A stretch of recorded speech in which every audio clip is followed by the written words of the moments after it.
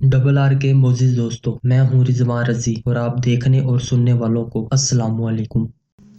हजरत इब्ने अब्बास और हजरत इब्ने मसूद से मरवी है कि फरौन ने ख्वाब देखा था कि गोया एक आग बैतुल मुकद्दस की तरफ से चली आ रही है और इसने मिस्र के घरों और तमाम बनी इसराइल के मुखालिफ फिरौनियों के गिरोह को जला डाला, लेकिन बनी इसराइल को आंच तक न आई।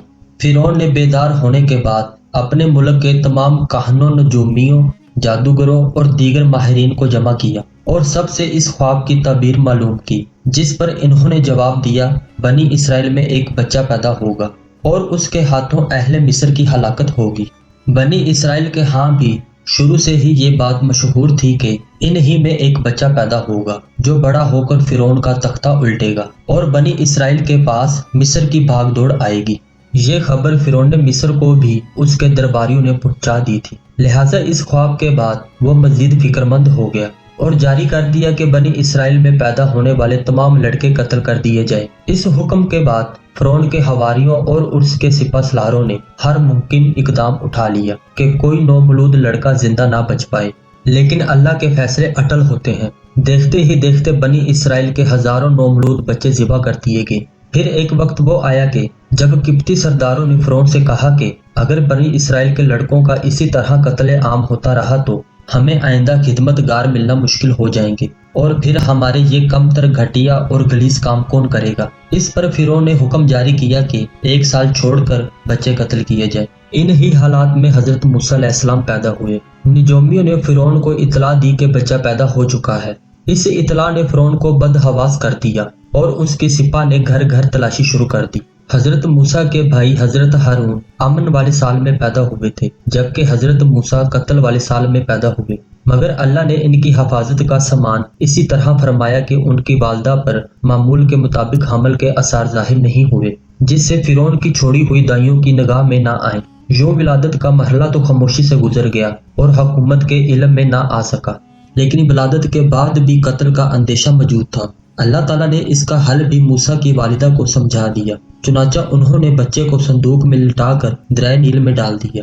कुरान पाक में इरशाद है, हमने मूसा की माँ को वही की कि उसे दूध पिलाती रहे और जब तुझे इसकी निस्बत कोई खौफ मालूम हो तो इसे दरिया में बहा देना और कोई डर, खौफ या रंजो गम ना करना। हम यकीनन इसे तेरी तरफ लुटाने वाले हैं और उसे अपने पैगंबरों में से बनाने वाले हैं। अल्लामा तिबरी फरमाते हैं कि हजरत मूसा की वालिदा ने 3 दिन आपको दूध पिलाया और चौथे दिन लकड़ी के संदूक में रखकर दरिया में डाल दिया, जबकि बाज दीगर मुफस्सरीन ने दूध पिलाने की मुद्दत 3 माह बयान की है। संदूक दरिया में बहता हुआ फिरौन के महल के पास पहुंच गया जो लब दरिया था। फिरौन के नौकरों ने संदूक उठाया और फिरौन की बीवी आसिया की खिदमत में पेश कर दिया। आसिया बे औलाद थी, तो इन्होंने जब संदूक में एक हसीनो जमील चांद जैसे बच्चे को लेटे हुए देखा तो फरिफ्ता हो गई। बे इख्तियार बच्चे को गोद में उठाया और जल्दी से फिरौन के पास ले गई और बोली, ये मेरी और तुम्हारी दोनों की आंखों की ठंडक है, इसे कत्ल ना करना, शायद ये हमें फायदा पहुंचाए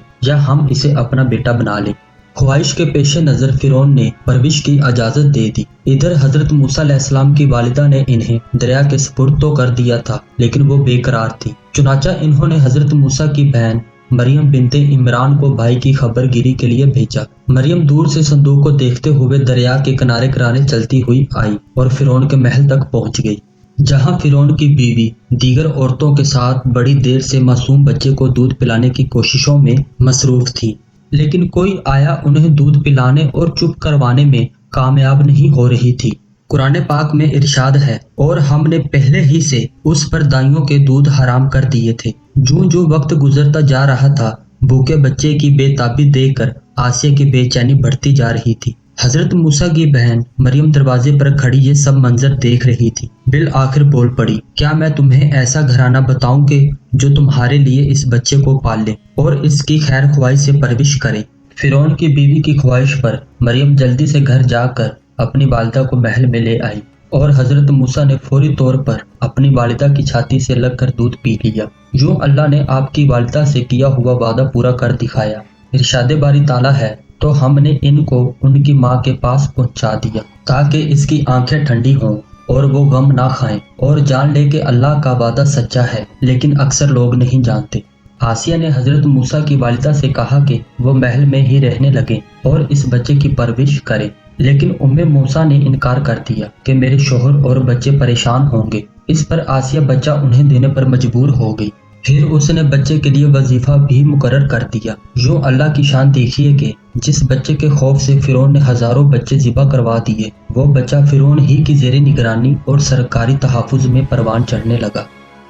ڈبل آر کے ساتھ وقت کی سیر کریں، پرانی تاریخ سے لے کر جدید دوروں تک دلچسپ طریقے کہانیاں ایکسپلور کریں۔ ابھی سبسکرائب کریں اور بیل آئیکن پہ کلک کرنا نہ بھولیے گا۔ اللہ حافظ۔